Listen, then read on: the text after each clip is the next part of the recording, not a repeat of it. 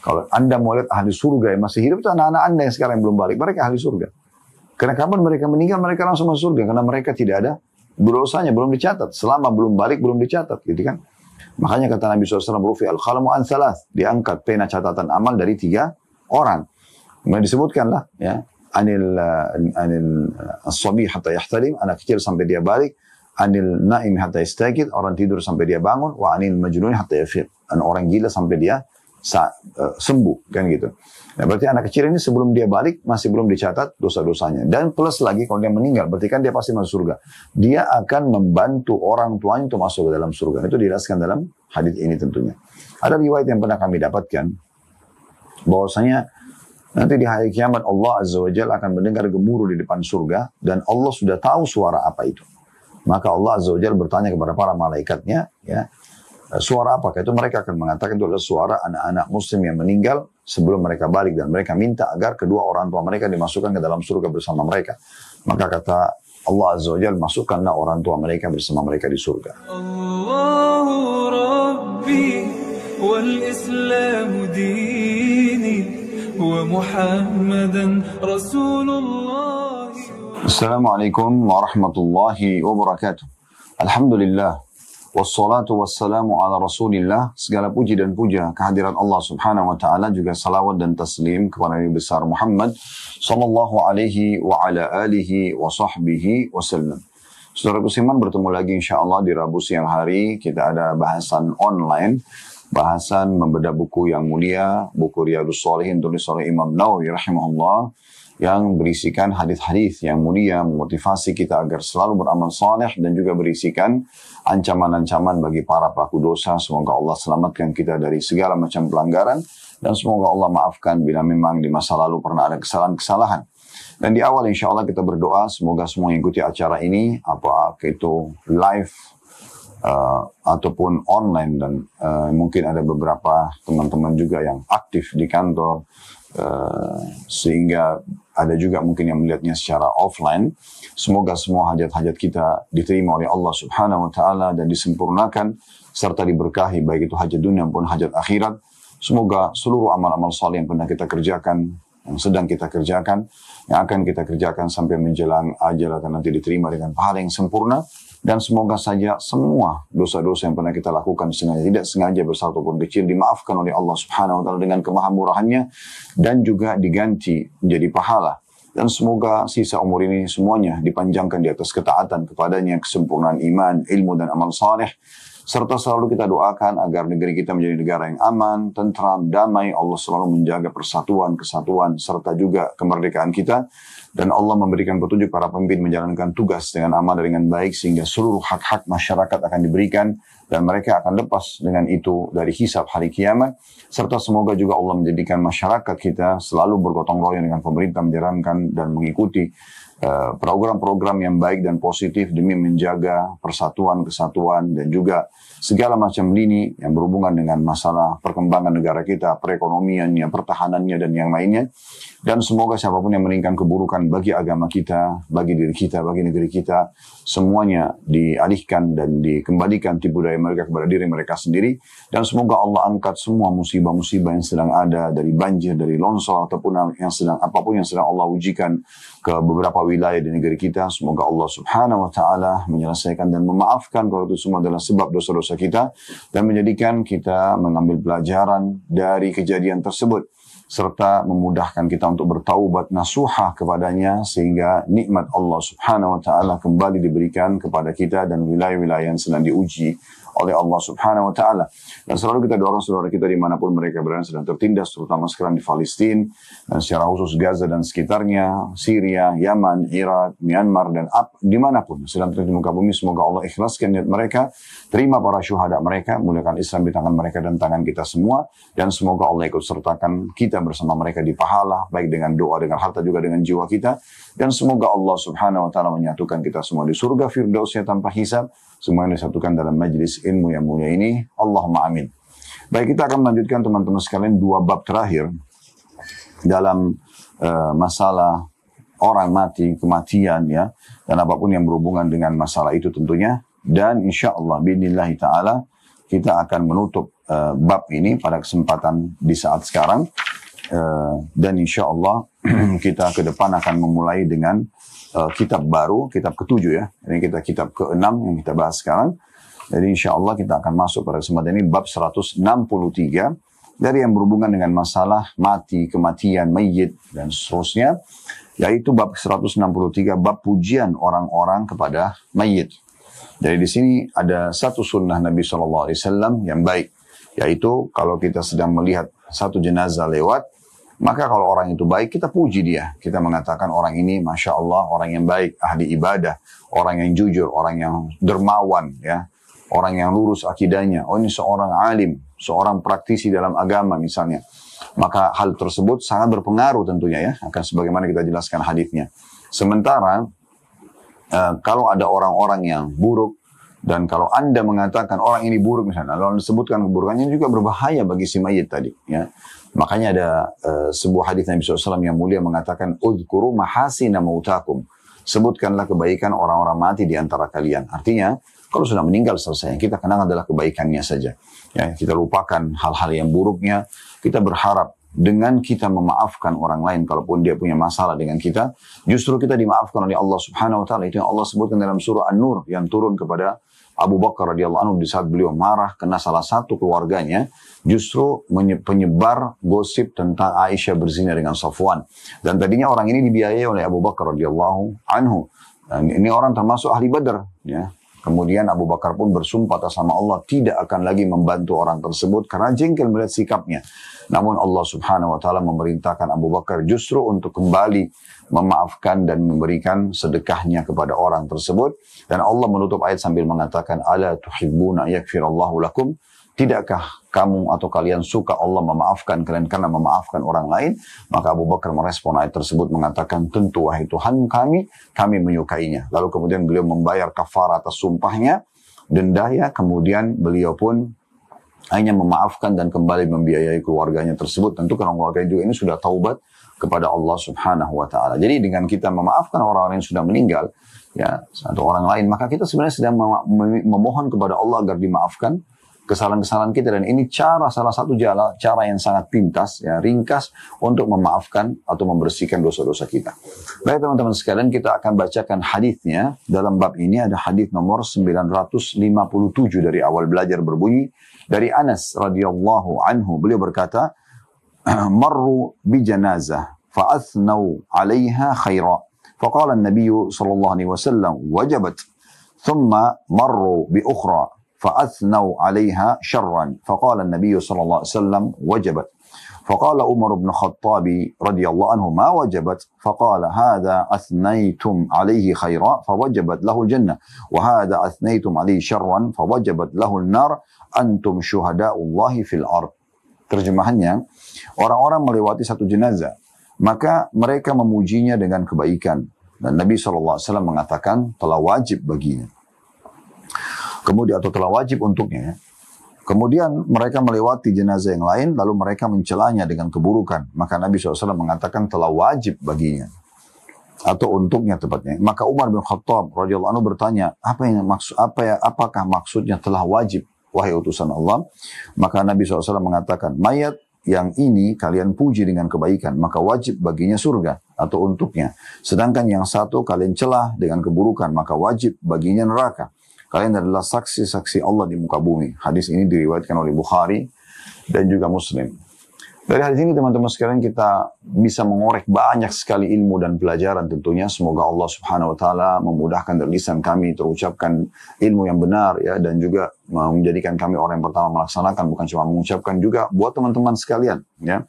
Yang pertama kita ambil pelajarannya kedudukan Anas radhiyallahu anhu, di mana beliau menyampaikan kepada kita tentang kejadian ini, kronologisnya, sehingga sampailah kepada kita hadis Nabi SAW. Dan mengikuti pelajaran atau kelas hadis seperti ini, ada bedah buku Riyadhus Shalihin, ada bedah buku Sahih At-Targhib At-Tarhib, ada bedah buku Sahih Hadis Qudsi, ya.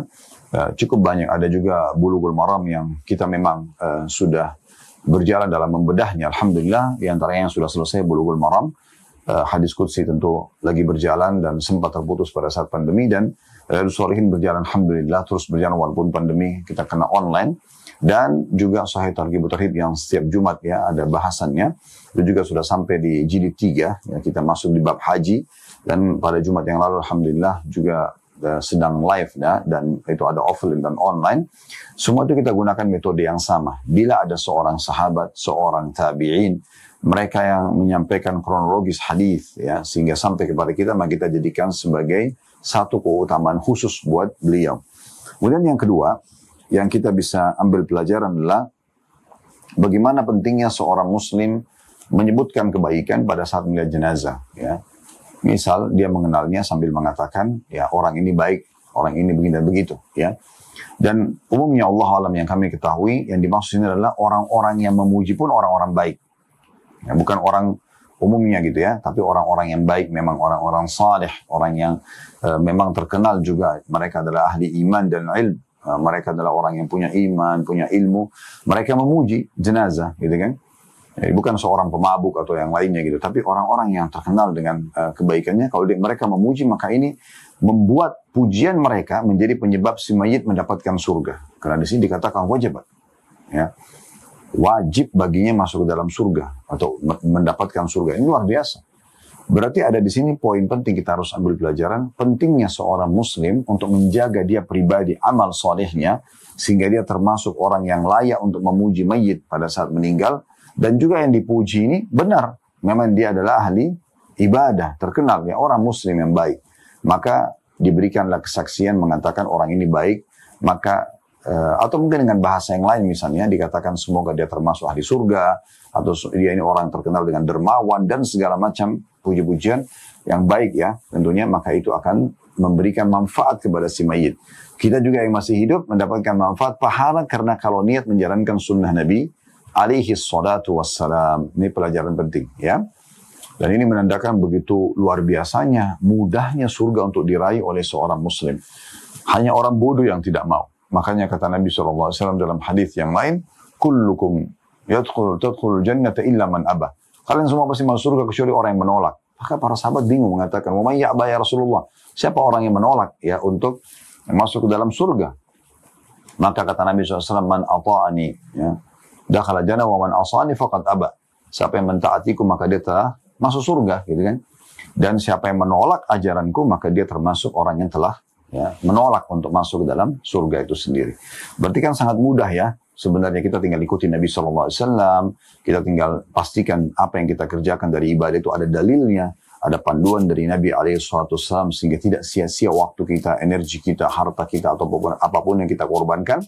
Dan sayang sekali kalau banyak orang justru tidak peduli apakah itu ada sunnahnya atau tidak, ada perintah atau tidak dari baginda Nabi SAW, dan yang penting niatnya baik saja, maka itu ada kemungkinan paling kecil efek negatifnya adalah tidak diterima oleh Allah Subhanahu wa ta'ala. Karena Allah mengutus Nabi SAW untuk dijadikan sebagai suri tauladan. Dalam surah Al-Ahzab Allah sebutkan masalah itu. وَقَدْ كَانَ لَكُمْ فِي رَسُولِ اللَّهِ أُسْوَةٌ حَسَنَةٌ لِمَنْ كَانَ يَرْجُو اللَّهَ وَالْيَوْمَ الْآخِرَ وَذَكَرَ اللَّهَ كَثِيرًا. Sesungguhnya pada diri Rasulullah Muhammad sallallahu alaihi wasallam ada suri tauladan yang baik, contoh ciplak hidupnya, semua lini kehidupannya diikuti. Ya, tidak ada tertinggal satupun dari bangun tidur sampai tidur lagi. Ya, aktivitas di luar rumah, ekonomi, politik, ya, kemasyarakatan dan sosial semuanya ini kita ikutin baginda Nabi SAW. Kalau Allah mengatakan barang siapa ya yang ingin bertemu dengan Allah, ya, kemudian dia nanti bertemu dengan Allah di hari kiamat, dia masuk ke dalam surga dan ingin berzikir kepada Allah dengan zikir yang banyak tentunya. Nah, ini poin penting yang harus kita garis bawahi. Selanjutnya teman-teman sekalian, pelajaran yang kita bisa ambil, tadi kedudukan Anas yang pertama, yang kedua tentang pentingnya seseorang itu memuji kebaikan pada saat jenazah. Memang dia sendiri orang yang baik, bertakwa sama Allah, jenazah juga orang yang baik, maka dia memujinya. Dia dapat pahala yang masih hidup, yang sudah meninggal mendapatkan manfaat surga. Pelajaran yang ketiga, tentang hati-hatinya seseorang dalam menyebutkan keburukan seseorang. Ya, kalau seandainya ada orang yang buruk, ahli maksiat lewat, maka jangan kita sebutkan keburukannya. Karena keburukan itu akan membawa ke dalam api neraka. Ya, semua dosa itu sangat luar biasa, bisa menyebabkan ya, seseorang dibakar di api neraka, atau menjadikan penyebab siksa neraka. Bila dia tidak membersihkan dosa-dosa tersebut. Oleh karena itu hati-hati sekali. Dalam salah satu hadis, ya, Dan ini pernah kita bahas dalam Sahih At-Targhib dalam kitab Salat. Bagaimana Nabi SAW mengatakan dalam hadis yang sahih, ada golongan malaikat secara khusus Allah ciptakan. Mereka itu kalau dikumandangkan salat 5 waktu, maka mereka khusus mengatakan, wahai anak Adam, ya, segeralah menuju memadamkan api yang telah kalian nyalakan. Maksudnya dosa-dosa yang kalian lakukan. Nah sekarang sholatnya tibanya saatnya untuk meredam, ya, api yang bisa membakar kalian nantinya. Karena memang dosa-dosa itu berbahaya sekali. Semoga Allah selamatkan kita tentunya. Karena dia akan berefek kepada konsekuensi hukum. Artinya akan ada hukuman sekecil sampai sebesar apapun bisa datang pada Allah dari Allah Subhanahu wa taala. Hati-hati bermuamalah dengan orang-orang terdekat dengan Anda. Kedua orang tua Anda, suami, istri, anak-anak, kerabat, baru kemudian orang lingkungan kita. Karena bisa saja kita hanya salah dalam memberikan hak mereka, atau kita tidak menjalankan kewajiban kita, maka sudah cukup ada konsekuensi hukum. Begitu juga dengan pelanggaran-pelanggaran secara umum yang sudah kita tahu semuanya, ya, perzinahan, penipuan, pencurian, pembunuhan, dan segala macam yang memang Allah jadikan juga di alam manusia itu sebagai sebuah pelanggaran. Agar manusia menyadari sebenarnya tidak boleh memang secara hukum Allah Subhanahu wa ta'ala. Ya. Jadi ini termasuk, ya, yang pentingnya kita menjaga, jangan sampai kita, ya, menceritakan atau menyebutkan keburukan, ya. Dan tentu saja teman-teman sekalian dimaksud dengan potongan sabda Nabi SAW, antum syuhada'ullahi fil ard, kalian adalah para saksi-saksi Allah di muka bumi. Maksudnya orang-orang yang saleh di sini, ya, tidak semua orang gitu, ya, tidak semua orang. Misalnya ada satu orang saleh meninggal, kemudian ada satu orang fasik, orang buruk, ahli syirik yang mereka tidak benci, tidak suka sama si alim ini, lalu mengatakan orang itu buruk, itu nggak diterima, ya. Dasarnya memang dia bukan orang yang bertakwa kepada Allah SWT, bukan orang yang benar manhajnya, ya, metode hidupnya dalam dalam menjalani hidup ini dengan mengikuti panduan wahyu Allah Subhanahu wa taala yang jelas, maka tidak bisa jadi patokan gitu kan. Jadi patokan orang-orang justru yang lurus akidahnya. Baik, kita masuk hadis selanjutnya teman-teman sekalian, hadis nomor 958 yang berbunyi dari Abu Al-Aswad atau Abu Al-Aswad, beliau berkata, قدمت المدينة فجلست إلى عمر بن الخطاب رضي الله عنه فمرت بهم جنازة فأثني على صاحبها خيرا فقال عمر وجبت ثم مر بأخرى فأثني على صاحبها خيرا فقال عمر وجبت ثم مر بالثالثة فأثني على صاحبها شرا فقال عمر وجبت قال أبو الأسود فقلت وما وجبت يا أمير المؤمنين قال قلت كما قال النبي صلى الله عليه وسلم أيما مسلم شهد له 4 بخير أدخله الله الجنة فقلنا وثلاثة قال وثلاثة فقلنا واثنان قال واثنان ثم لم نسأله عن الواحد. Kata Abu Aswad rahimahullah, seorang tabi'in, beliau mengatakan, aku datang suatu hari di Madinah, lalu aku duduk di rumah Umar bin Khattab radhiyallahu anhu. Lalu rombongan jenazah lewat. Jenazah itu dipuji dengan kebaikan, maka Umar berkata wajib. Kemudian lewat lagi yang lain dan ia juga dipuji dengan kebaikan, maka Umar mengatakan wajib. Kemudian lewat jenazah yang ketiga dan mayat tersebut disebut-sebut dengan keburukannya, maka Umar mengatakan wajib. Abu Aswad berkata, rahimahullah, aku bertanya, apa maksud anda dengan wajib, wahai Amirul Mukminin? Maka Umar mengatakan radhiyallahu anhu, aku mengatakan seperti apa yang dikatakan Nabi SAW. Setiap muslim yang disaksikan oleh 4 orang dengan kebaikan, maka Allah akan memasukkannya ke dalam surga. Kami bertanya, bagaimana jika 3 orang saja yang memberikan kesaksian? Beliau mengatakan demikian juga 3 orang. Kemudian kami bertanya lagi, dan 2 orang juga? Beliau mengatakan, ya 2 orang juga. Lalu kami tidak bertanya lagi tentang persaksian 1 orang. Diriwayatkan oleh Bukhari. Dari hadis ini, teman-teman sekalian, kita ambil pelajaran. Yang pertama, kedudukan Abul Aswad, ya, kedudukan Abul Aswad rahimahullah, tabi'in yang menyampaikan kepada kita tentang ceritanya kan. Dia datang ke Madinah, kemudian dia duduk bersama Umar, kemudian dia lewat jenazah, lalu kemudian diceritakanlah seperti yang kita bacakan dalam hadis sampai Nabi SAW, sampai Umar menyampaikan apa yang dikatakan oleh Nabi SAW. Pelajaran yang kedua, pentingnya seseorang mendatangi kota Madinah. Ini salah satu kota yang dianjurkan untuk didatangi, gitu kan? Sebagaimana sabda Nabi SAW, la tashuddur rihalu illa ila ihda thalath masajid. Tidak boleh melakukan perjalanan khusus jauh-jauh kecuali datang ke 3 masjid, gitu kan? Dan beliau sebutkan Masjidil Haram, Masjidil Hadha, Masjidil Al-Indiya atau Masjidil Aqsa. Ya. Jadi Masjid Haram Mekah, Masjid Kuning dan juga Masjid ya, Aqsa di Palestina. Dan ini cukup banyak riwayat-riwayat berhubungan dengan masalah ini. Dan juga banyak hadis tentang keutamaan kota Madinah sendiri. Ya, di mana Nabi SAW mengatakan, siapa yang sabar dengan kesulitan hidup di kota Madinah. Ya. Nah, misalnya dia dengan tinggal di situ, atau dia datang berkunjung tapi dengan cuaca yang panas, kalau lagi musim panas atau cuaca yang dingin, maka dia akan mendapatkan syafaatku pada hari kiamat. Juga dalam hadis yang lain kata Nabi SAW, ya, siapa yang bisa meninggal di Madinah, meninggallah. Ya. Dan beliau juga mengatakan dalam riwayat yang lain, Madinah lebih baik bagi mereka kalau mereka mengetahuinya. Di mana Madinah ini memang disebutkan dalam kitab Taurat, ya, kitab sebelum Al-Quran, itu akan menjadi mahjarun Nabi, tempat hijrahnya Nabi. Dan karena itulah 3 suku Yahudi, Kainuqa, Nadir dan Quraidah hijrah ke Madinah sebelum Nabi SAW lahir bahkan. Ya. Dan sekian banyak keutamaan Nabi SAW mengganti tadinya namanya Yathrib. Ya. Lalu Nabi SAW larang dan beliau pakai nama itu lalu mengganti dengan Al-Madinatul Munawwarah. Ya, Madinah yang penuh dengan cahaya karena cahaya kenabian dan wahyu di situ. Kemudian juga namanya Thabah dan Thayyibah, artinya bagus ya, sempurna, mahfudhah, terjaga ya. Dan sekian banyak nama-nama yang sudah diberikan untuk kota Madinah. Nah, di sini Abul Aswad rahimahullah mengunjungi kota Madinah. Sekaligus kita sebutkan bahwasanya itu penting menjadi sebuah faedah. Ya, karena kita boleh mengunjungi kota Madinah, bahkan dianjurkan untuk hidup di kota Madinah, bahkan meninggal di sana kalau perlu. Ya. Dan tidak mungkin dipertemukan antara keutamaan Madinah dengan kota-kota lain, walaupun itu kota tercanggih dan metropolitan di muka bumi ini. Nah, Madinah pasti yang terbaik sebagaimana sabda Nabi SAW, Al-Madinatu khairun lahum law kanu ya'lamun. Madinah lebih baik bagi mereka kalau mereka mengetahuinya. Ya. Ini berhubungan dengan faedah kedua. Faedah ketiga dari hadis yang perlu kita ambil, pentingnya seseorang untuk mengunjungi orang-orang saleh, duduk sama mereka. Termasuk para pemimpin. Kalau memang diberikan kesempatan untuk duduk dan mengambil pelajaran dari mereka, nasihat, apalagi sini posisi Umar bin Khattab, radhiyallahu anhu seorang alimnya sahabat, ya, mertuanya Nabi SAW, sekaligus beliau raja. Maka para orang-orang yang datang berkunjung, selain memang duduk dengan seorang alim, juga boleh seorang pemimpin, ya. Umara di situ amir, ya, pemimpin. Maka dikatakan ya Amir Mukminin, ya.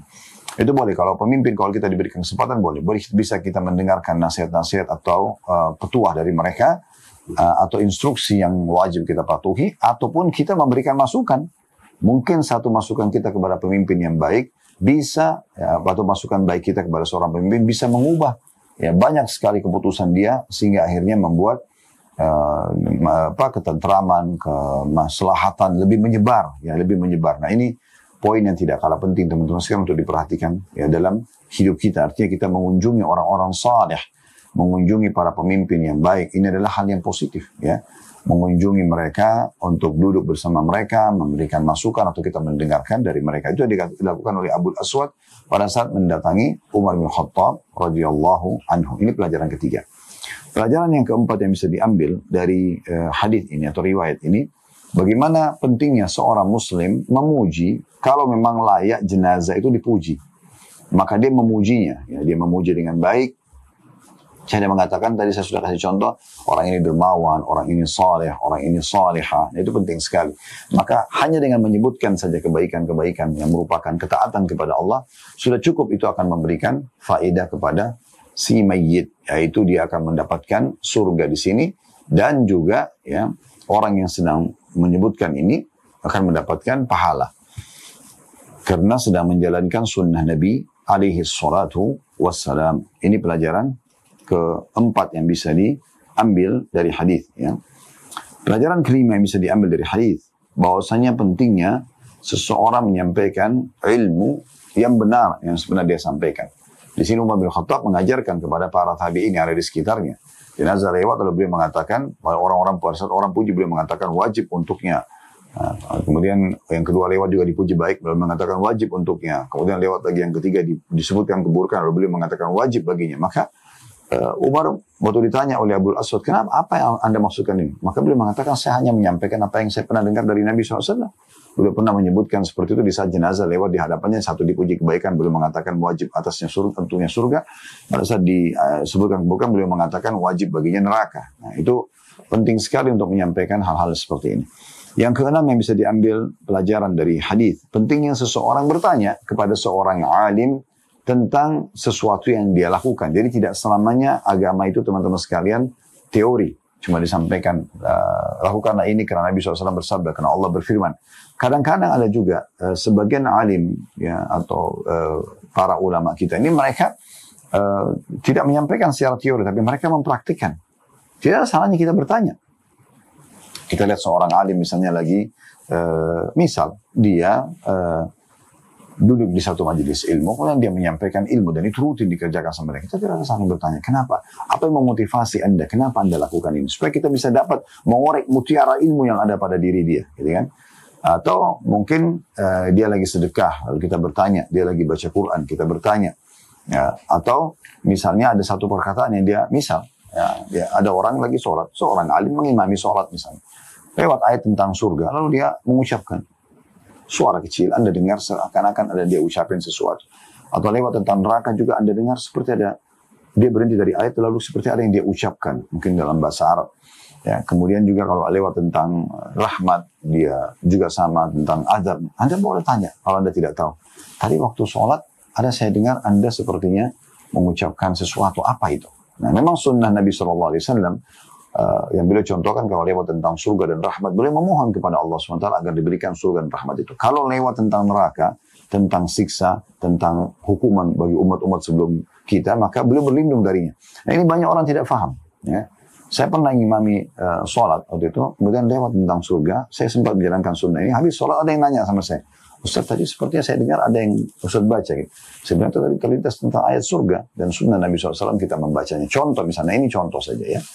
Maka itu termasuk bisa kita ucapkan. Pelajaran yang ketujuh yang bisa diambil dari hadis ini adalah perkataan Umar bin Khattab, di mana beliau mengatakan, Nabi SAW bersabda, tidak ada seorang mayit muslim disaksikan oleh 4 orang yang baik. Ya.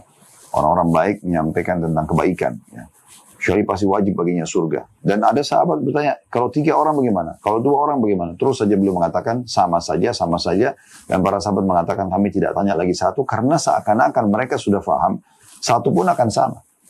Jadi kalau Anda cuma sendiri, Anda lihat jenazah lewat, Anda lagi naik mobil, ya, Anda dengar berita misalnya, Anda lihat ada orang-orang soleh. Kayak misalnya teman-teman kita di Palestina sekarang kan, mereka dibombardir, mereka dibunuh, subhanallah, kematian depan mata. Tentu mati syahid, mati mulia ya.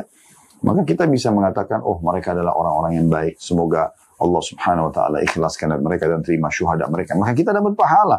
Itu sunnah Nabi SAW. Apa susahnya Anda kalau melihat di medsos Anda, lewat terlintas tentang teman-teman kita di Palestina, kejadian-kejadian yang banyak terjadi. Kemudian juga mungkin tempat-tempat lain ya, di Syria, di Yaman, di mana mereka sedang tertindas misalnya. Atau kita malu berdoa dari orang-orang matinya, semoga Allah terima syuhada mereka, semoga Allah ikhlaskan mereka, maafkan kesalahan mereka. Nah, itu contohnya. Maka itu akan memberikan kepada kita pahala tentunya. Allahu a'lam. Baik teman-teman, kita akan masuk ke bab 164 dan bagaimana saya katakan kita akan selesaikan insyaallah. Ada 3 bab di sini ya, 100 sampai 165 ya. Baik, 164 ini bunyinya bab keutamaan orang dan bab keutamaan orang yang anak-anaknya meninggal ketika mereka masih kecil. Jadi kalau Anda punya anak kecil meninggal sebelum balik, Anda dapat apa sih? Kan itu sebenarnya secara alam manusia ini kita sedih ya. Nah, anak-anak kita meninggal sebelum balik, masih kecil-kecil, masih lucu-lucunya kita lagi ingin bermain bersama dia ya. Dia juga lagi butuh sama kita misalnya. Tapi mereka meninggal saat itu. Nah, itu kan berat bagi jiwa. Tetapi Islam datang mengemas kejadian ujian seperti ini dengan keutamaan yang besar. Nah, itu akan dibahas pada bab 164 ini. Hadis pertama dalam bab ini, urutan 959 dari awal belajar.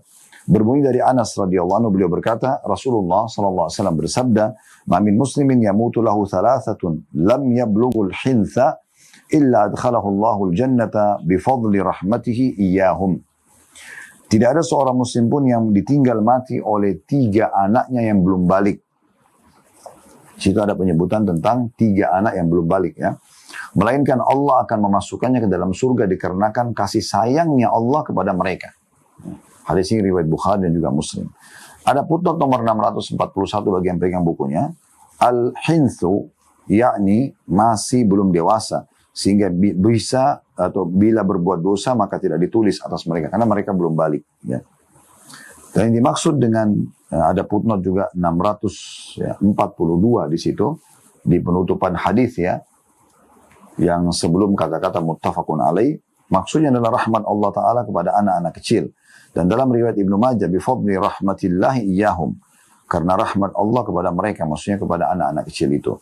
Dan dalam riwayat An-Nasai dari hadits Abi Dzar radhiyallahu anhu, illa ghafarallahu lahuma bifadli rahmati. Melainkan Allah akan mengampuni kedua orang tua bayi itu karena rahmatnya. Dan ini hadis yang sahih dan disebutkan oleh Syekh Albani dan disahihkan oleh beliau juga. Jadi dari riwayat ini teman-teman sekalian, kita bisa lihat faedah dari hadis yang bisa kita ambil ya. Yang pertama, tentang keutamaan orang yang meninggal anaknya 3. Dan banyak jumlahnya 3. Nanti akan kita buatkan dengan riwayat-riwayat yang setelahnya insya Allah. Ya, kalau misalnya bagaimana kalau 2, bagaimana kalau 1 ya gitu.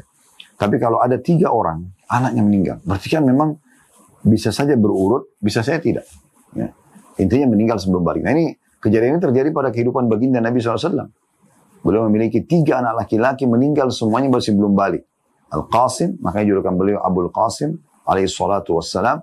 Kemudian Abdullah dan juga Ibrahim. Ya, 3 ini meninggal masih kecil. Nah ini dimaksud 3 orang gitu kan.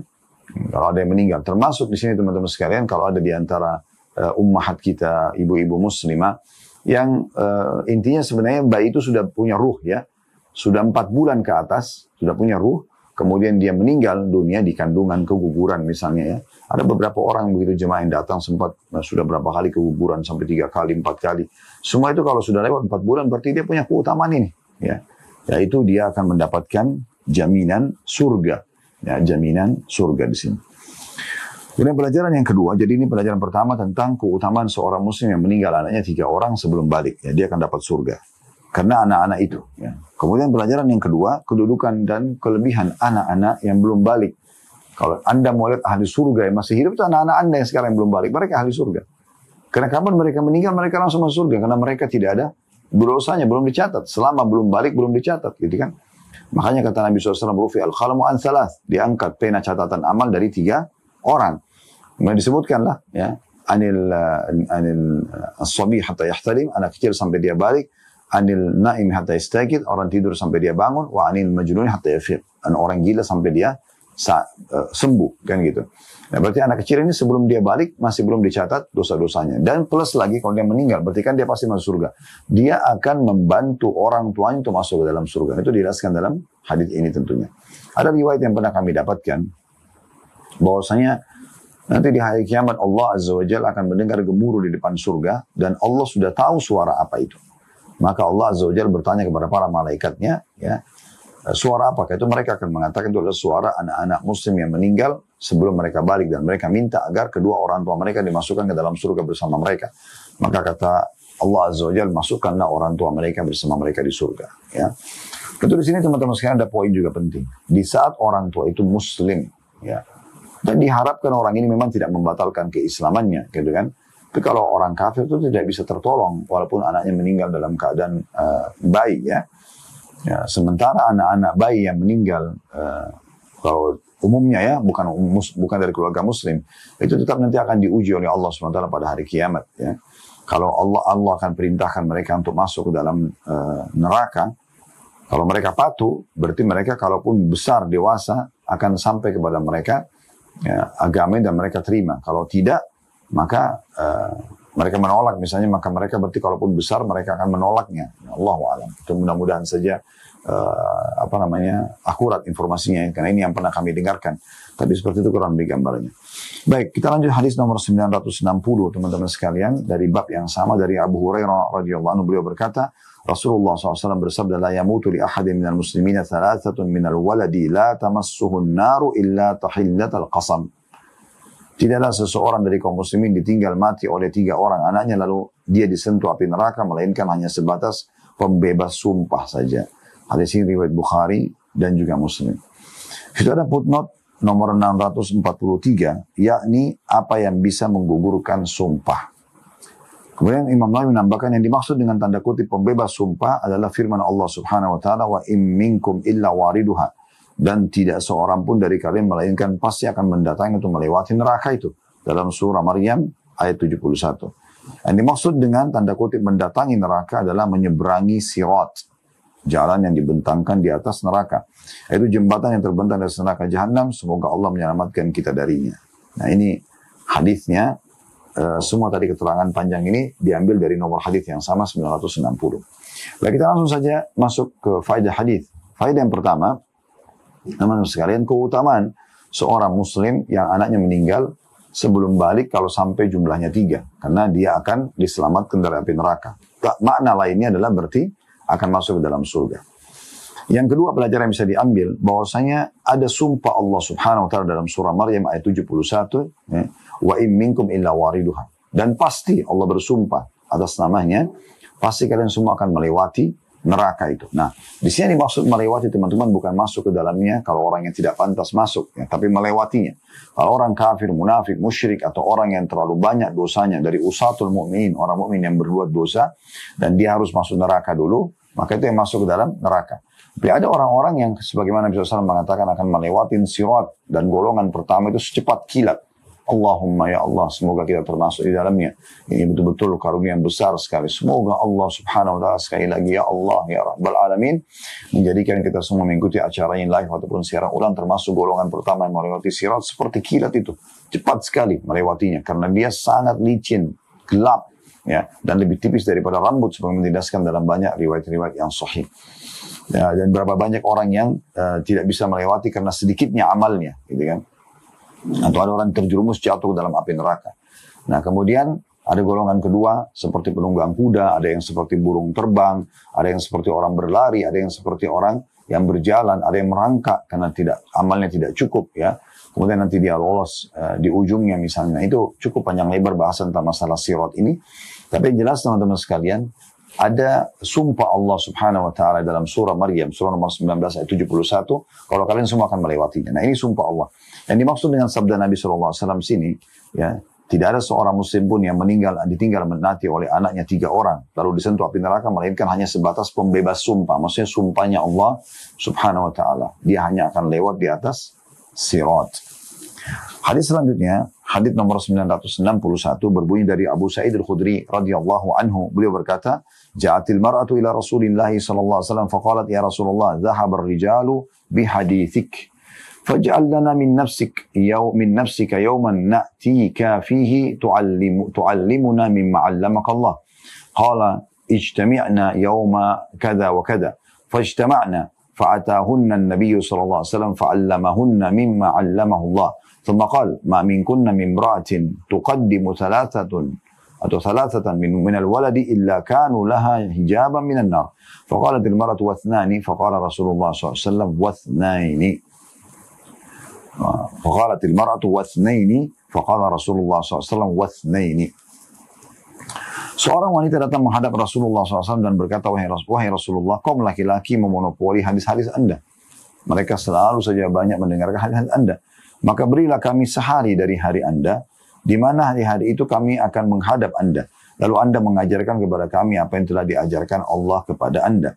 Maka beliau bersabda, berkumpullah kalian pada hari ini dan hari itu. Maka berkumpullah mereka. Lalu Nabi SAW mendatangi mereka. Beliau pun mengajari mereka apa-apa yang telah diajarkan Allah kepada beliau. Kemudian beliau bersabda, di antara yang beliau sampaikan kepada para muslimah itu, tidak ada seorang pun dari kalian yang tinggal mati oleh 3 orang anak, melainkan mereka akan menjadi penghalang bagian dari api neraka.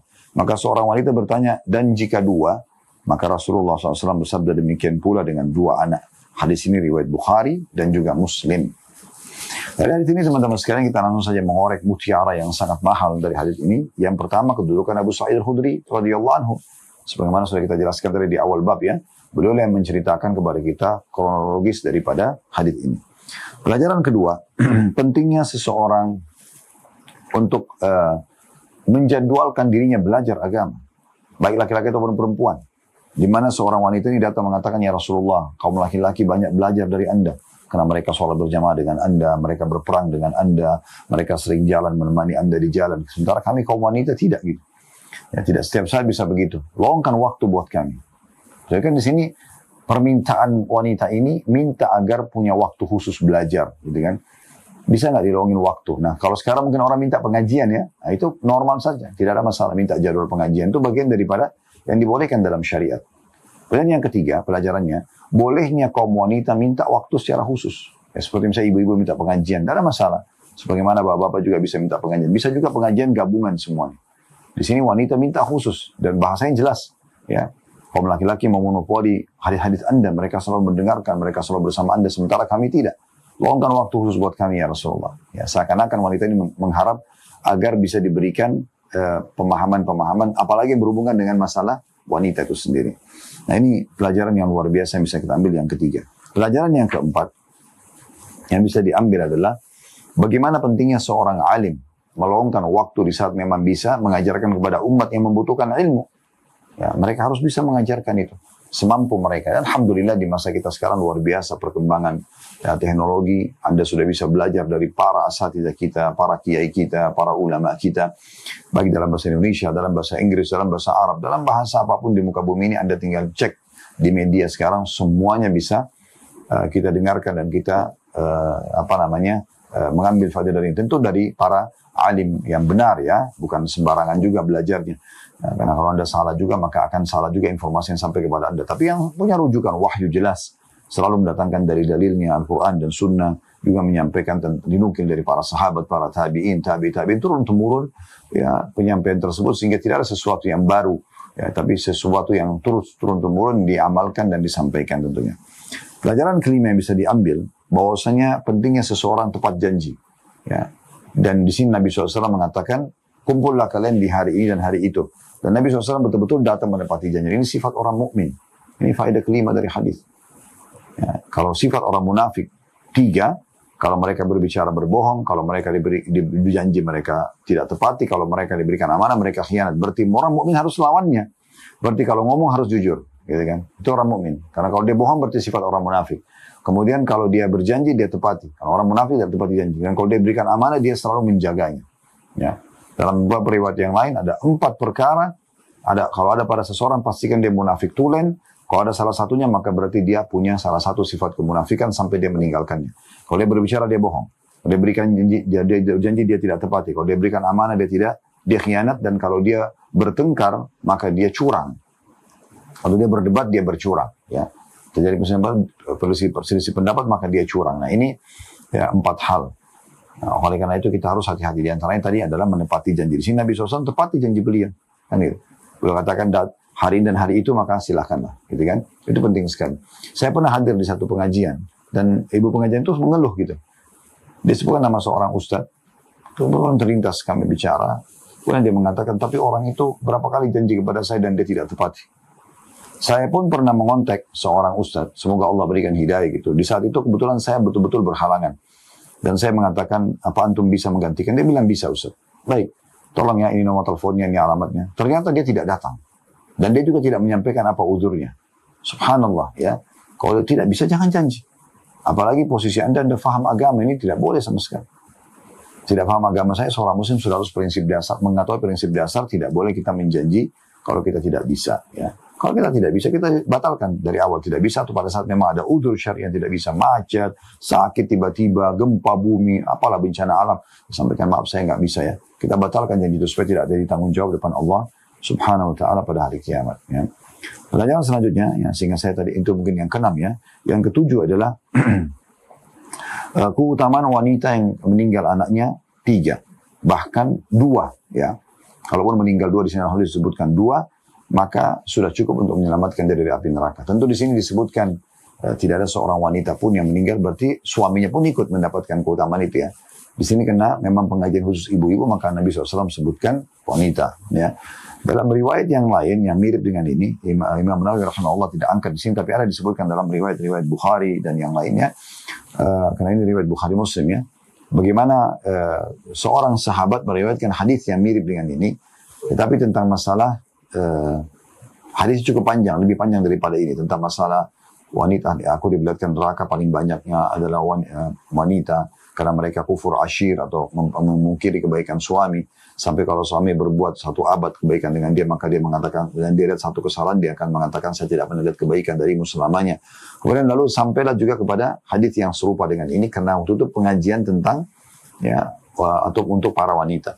Nah, sampai kepada penyebutan hadis seperti ini. Wanita itu disebutkan oleh Nabi SAW, kalau ada yang meninggal anaknya 3, ya, sebelum balik, maka dia baginya selamat dari api neraka, atau penolong dari api neraka.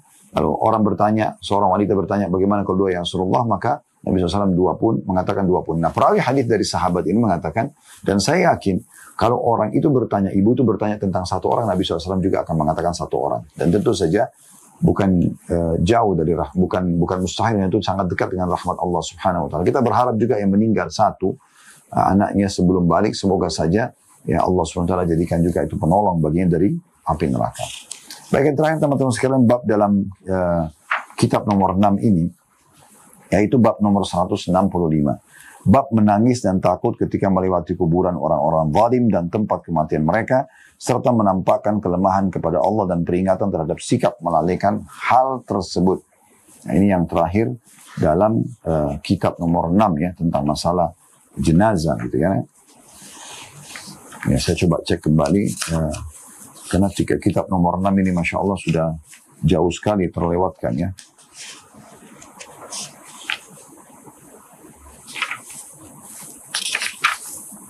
Ya, kitab nomor 6 itu ada di halaman 615 ya. Membesuk orang sakit, mengantar jenazah, mensolati dan menghadiri penguburannya, serta berdiam diri beberapa saat di samping kuburnya setelah penguburannya. Nah, itu dari bab nomor 144 dan sekarang sampai 165. Ini satu kitab khusus dan Alhamdulillah Allah mudahkan hari ini kita selesaikan tentunya ya. Baik, bab tentang menangis, bab 165. Bab menangis dan takut ketika melewati kuburan orang-orang zalim ya, dan tempat kematian mereka. Maksudnya takut di sini, takut jangan sampai kita meninggal seperti dia dalam keadaan kafir. Bukan pemahaman yang lain. Jangan kan Anda bilang, oh takut karena angker, karena roh gentayangan, itu semua tidak ada dalam Islam. Itu mustahil. Ya, mereka lagi sibuk disiksa di kuburan mereka. Itu semua permainan syaitan saja. Walaupun ada yang mendengarkan bisa suara, melihat roh gentayangan, itu semua permainan syaitan yang ada di sekitar dia. Ya. Kemudian juga serta menampakkan kelemahan kepada Allah dan peringatan terhadap sikap melalaikan itu. Maksudnya kita justru pada saat itu takut, ya Allah jangan sampai saya meninggal dalam keadaan kafir. Nah itu maksudnya, gitu ya. Yang kita tunjukkan kelemahan kita di sisi Allah, minta agar Allah selamatkan kita. Nah dalam bab ini teman-teman sekalian ada dua buah riwayat dalam satu nomor urut. Yaitu nomor 962 dari awal belajar berbunyi dari Ibnu Umar radhiyallahu anhuma, anna Rasulullah sallallahu alaihi wasallam qala li ashabi ya'ni lamma wasalul hijra diyar Thamud. لا تدخلوا على هؤلاء المعذبين إلا أن تكونوا باكين فإن لم تكونوا باكين فلا تدخلوا عليهم لا يصيبكم ما أصابهم. Sesungguhnya Rasulullah SAW bersabda kepada para sahabatnya, maksudnya ketika melewati atau ketika sampai di Al-Hijr, negerinya kaum Thamud, ya. Itu ada putnot nomor 645, terletak antara Madinah dan negeri Syam. Ya, nanti akan kita jelaskan ini ya, tentang lokasinya insyaAllah. Kata Nabi SAW, janganlah kalian masuk ke tempat orang-orang yang diazab ini kecuali dalam keadaan menangis. Jika kalian tidak bisa menangis, maka jangan masuk ke kampung mereka agar apa yang menimpa mereka tidak menimpa kalian. Hadis ini diriwayatkan oleh Bukhari dan Muslim. Ini riwayat pertama. Riwayat yang kedua di nomor urut yang sama, karena ini cuma 2 riwayat ini saja dalam bab ini. Dalam riwayat yang lain Ibnu Umar radhiyallahu anhu berkata, "Lamma marra Rasulullah sallallahu alaihi wasallam bil hijri qala, la tadkhulu masakin alladziina zalamu anfusahum an yusibakum ma asabahum illa an takunu bakin." Thumma qanna'a Rasulullah sallallahu alaihi wasallam ra'sahu wa asra as-sayra hatta ajaza al-wadi. Ketika Rasulullah SAW melewati Al-Hijr, beliau bersabda, janganlah kalian masuk ke kampung orang-orang yang menzalimi diri mereka sendiri itu, agar kalian tidak ditimpa apa yang telah menimpa mereka, kecuali kalian masuk dalam keadaan menangis. Kemudian Rasulullah SAW menutupi kepalanya dan mempercepat jalan beliau hingga melewati lembah tersebut. Dari 2 buah riwayat ini kita ambil pelajaran teman-teman sekalian. Yang pertama, kedudukan Ibnu Umar radhiyallahu anhu, karena beliau menyampaikan 2 buah riwayat ini dan kronologisnya gitu kan. Kemudian pelajaran yang kedua yang bisa diambil, pentingnya seseorang alim, kalau kita mungkin ustadz, kiai sekarang ya, seorang alim syekh, mengingatkan orang-orang di sekitarnya, jangan dia diam. Kalau ada satu kemungkaran, ada sesuatu masalah yang dikhawatirkan malah membahayakan orang, dia harus ingatkan. Lewat di sebuah tempat orang tidak ada yang sholat, maka dia ingatkan, hai muslimin sudah masuk waktu sholat, silakan sholatlah misalnya. Atau orang lagi buat maksiat, kita mengatakan berhentilah misalnya. Takutlah kepada Allah SWT, walaupun kita hanya sekedar lewat. Karena ini berbahaya sekali kalau kita tidak ingatkan. Mereka bisa menuntut kita pada hari kiamat. Ya. Kalau Anda tidak bisa dengan lisan Anda, maka Anda dengan hati Anda pukiri. Sebagaimana sabda Nabi SAW, ya, man ra'a minkum munkaran falyughayyirhu biyadihi. Siapa yang melihat kemungkaran dia harus mengubah dengan tangannya. Fa in lam yastati' fa bilisani. Kalau tidak mampu maka dengan lisannya. Fa in lam yastati' fa biqalbi. Kalau tidak mampu maka minimal dengan hatinya. Wa dzalika adhaful iman, itu selemah-lemah iman. Maka ini harus kita garis bawahi teman-teman. Ini pelajaran penting. Yang pertama yang harus kita ambil yaitu pelajaran kedua Ibnu Umar tadi utamanya yang pertama, yang kedua pentingnya seseorang mengingatkan orang lain dari kalangan muslimin, kalangan manusia yang sedang jauh dari agama Allah, melakukan pelanggaran atau orang tidak melakukan ketaatan, dan itu mereka kaum muslimin yang kita tahu, maka kita ingatkan kepada mereka walaupun kita hanya menyampaikan saja, karena kita harus tahu agama ini teman-teman penyampaian, bukan penerimaan. Bagaimana kita sampaikan, masalah diterima tidak diterima itu bukan urusan kita lagi ya, yang penting bagaimana kita menyampaikannya. Pelajaran ketiga teman-teman sekalian, bagaimana kita mengenal lokasi-lokasi yang pernah kaum yang pernah disiksa oleh Allah Subhanahu wa taala. Di sini disebutkan negeri Al-Hijr. Al-Hijr ini teman-teman sekalian dinamakan dengan nama lain Madain Saleh. Ya, sekarang ini terkenal Madain Saleh ya. Itu sekitar 4 jam kalau masa sekarang naik bus ke wilayah sana. Ya kita tidak tahu apa hikmahnya, tapi subhanallah di masa sekarang ini justru ada program dari pemerintah Saudi untuk menjadikannya sebagai tempat untuk dikunjungi oleh para turis ya. Karena di situ memang ada peninggalan yang sangat unik, yaitu kaum Samud ini yang di wilayah Hijr, mereka tinggal di sebuah lembah yang sangat besar, dan di situ mereka memahat gunung-gunung menjadi tempat tinggal mereka. Jadi memang sangat unik sekali, mirip kalau Anda pernah lihat kota Petra di Jordania, itu mirip seperti itu ya. Dan memang di situ ada dinding gunung yang sangat tinggi besar, diyakini oleh para ahli sejarah, dari situlah keluar untanya Nabi Saleh, karena diutus kepada mereka Nabi Saleh. Pada saat kaum Thamud mengatakan, hai Saleh, apa engkau ingin kami beriman? Maka Nabi Saleh mengatakan, tentu saja. Maka mereka mengatakan, kalau begitu keluarkan dari gunung batu ini ya unta. Ini tidak masuk akal. Tujuannya mereka hanya untuk mempermalukan Nabi Saleh. Tapi mereka kaget karena Nabi Saleh mengatakan alaihi salatu wassalam, apakah kalau saya minta kepada Allah dan Allah kabulkan apa yang kalian minta itu? Artinya kalian akan diberikan unta betina keluar dari gunung batu itu. Dan tidak cukup situ. Kaum Tsamud mengatakan apa? Hai Saleh, lagi tambahan. Unta itu unta betina yang punya susu yang banyak, yang bisa cukup memberikan susu itu ke satu negeri ini. Negeri Hijr besar sekali. Banyak sekali, ribuan penduduknya. Maka Nabi Saleh mengatakan, bagaimana kalau apa yang kalian minta Allah kabulkan? Apakah kalian akan beriman? Betul-betul dari gunung batu keluar unta. Itu kan tidak masuk akal. Unta betina punya air susu banyak, bisa menyusui, bisa memberikan air susunya semua penduduk negeri Al-Hijr pada saat itu. Maka mereka mengatakan tentu saja. Lalu Nabi Saleh berdoa di hadapan mereka, Allah keluarkan benar-benar unta dari ya, gunung batu tersebut. Dan akhirnya betul-betul memberikan minum susu kepada penduduk Hijr itu. Nah, cuma syaratnya adalah mereka tidak boleh mengganggunya. Ada satu sumur di wilayah itu, diminum satu hari untuk unta minum tidak boleh diganggu, satu hari lagi untuk seluruh penduduk meminumnya. Tapi mereka akhirnya Allah mengatakan fa'akarun naqah wa ata'an amri rabbihim. Mereka membunuh unta itu karena mereka sakit hati. Mereka maunya Nabi Saleh justru terbantahkan, tapi ternyata Nabi Saleh dimenangkan oleh Allah SWT. Maka mereka bunuh unta tersebut dan mereka melanggar Tuhan mereka. Maka Allah Subhanahu wa taala menghukum mereka. Hukumannya itu ya Allah hancurkan mereka ya. Allah selamatkan Nabi Saleh dan orang beriman, maka Allah hancurkan mereka. Nah ini tempat mereka masih ada sampai sekarang. Seperti juga dengan kaum Lut, homoseksual yang Allah binasakan mereka di wilayah Laut Mati. Dan beberapa yang lainnya ya, di mana kalau kita lewatin tempat tersebut, mereka dianjurkan sekali kita untuk ya bersegera ya di tempat-tempat yang mereka disiksa itu, ya, di tempat-tempat yang mereka disiksa. Allahu a'lam. Ini penting sekali untuk kita garis bawahi ya. Jadi hati-hati sekali karena sekarang juga cukup banyak travel-travel kita yang buat program untuk datang ke sana ya, di Al-Ula ya, dinamakan kotanya sekarang juga Al-Ula ya. Disitulah tempat adanya pemukiman kaum Tsamud ini. Kemudian pelajaran selanjutnya, pelajaran yang keempat yang bisa kita ambil ya. Tadi pelajaran ketiga kedudukan Umar bin Khattab, Abdullah bin Umar radhiyallahu anhuma. Kemudian yang kedua pentingnya seseorang alim menasihatin orang-orang yang melanggar di hadapan dia atau meninggalkan kewajiban. Yang ketiga tentang penjelasan masalah dan mengetahui dan mengenal wilayah orang-orang yang pernah dihukum oleh Allah SWT sehingga kita tidak berlama-lama bahkan bermukim ke sana. Yang keempat yang bisa diambil pelajaran adanya larangan Nabi SAW untuk sengaja datang ke sebuah tempat yang kaum pernah Allah siksa, ya, kecuali hanya sekedar lewat. Itu pun Nabi SAW mengatakan kalau kalian lewat harus melewatinya. Di situ maka menangis. Karena kalau tidak dikhawatirkan itu akan mendatangkan hukuman Allah Subhanahu wa taala seperti yang menimpa juga. Jadi azab itu bisa terulang. Wa na'udzubillah. Semoga Allah selamatkan kita.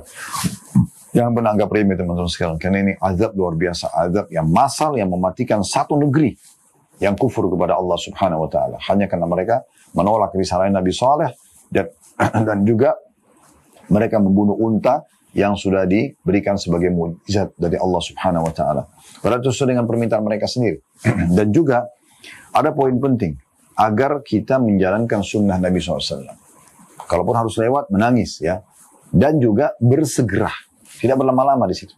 Maka dikatakan di riwayat yang kedua tadi, kalau Nabi SAW qanna'a ya, ra'sahu artinya beliau menutupi kepalanya justru sebagai bentuk orang yang takut kepada Allah, wa asra'a as-sayr hatta ajazal wadi, dan beliau segera menyegerakan perjalanan sampai melewati lembah baru beliau jalan lambat lagi. Berarti menandakan memang kita harus berhati-hati. Nah di sini penting sekali teman-teman sekalian. Jadi jangan malah tempat orang-orang yang dihukum oleh Allah SWT, kita malah berlama-lama di sana, kita malah menikmati waktu, malah foto-foto, apalagi di masa sekarang ini foto-foto ya yang selalu dijadikan sebagai pegangan. Maka ini harus hati-hati teman-teman sekalian. Dan di sini perlu kita garis bawahi, berarti yang dilarang adalah tempatnya yang pas Allah siksa itu. Apakah seluruh wilayah Ula atau wilayah Madain Saleh tidak boleh datangi? Bagaimana dengan keadaan penduduk yang ada di sekitar situ? Makanya tidak masuk dalamnya ya. Yang dimaksud adalah lembahnya. Memang ada tempat di situ. Saya pernah melewatinya. Memang itu tempat bahkan ada pintu khususnya gitu kan. Dijaga juga oleh aparat keamanan dari pemerintah Saudi. Jadi itu memang khusus tempatnya. Itu aja. Karena di sini katakan Nabi SAW pada mempercepat langkah melewati lembah itu. Begitu sudah melewati biasa aja. Berarti tidak lagi. Jadi tempat yang memang siksaan lagi datang itu. Ya, kan begitu. Itu penting sekali. Ya. Jadi hati-hati sekali dengan tempat-tempat mereka itu ya. Allahu a'lam. Ini insya Allah yang kita bisa bahas. Dan kita akan masuk ke depannya nanti insya Allah kitab baru. Maksudnya satu kitab baru ini maksudnya seperti satu bab lagi ya. Cuman biasanya ada istilah-istilah para ulama pakai, ada namanya, kalau utuh semuanya juga dinamakan kitab ya. Tapi di sini Imam Nawawi rahimahullah menggunakan juga setiap bahasan beliau mengatakan kitab ya. Seperti nanti ini bab, kitab ketujuh, kitab adab bepergian atau safar ya. Lalu kemudian beliau di bawahnya ada bab-bab. Nah biasa kalau sebagian penulis menggunakan metode menyebutkan bab, maka berarti yang disebutkan di bawahnya yang kecil-kecilnya adalah pasal kan gitu. Nah seperti itu. Allahu a'lam. Kedepannya yang kita bahas insya Allah kitab yang ketujuh dengan bab 100 nomor 66.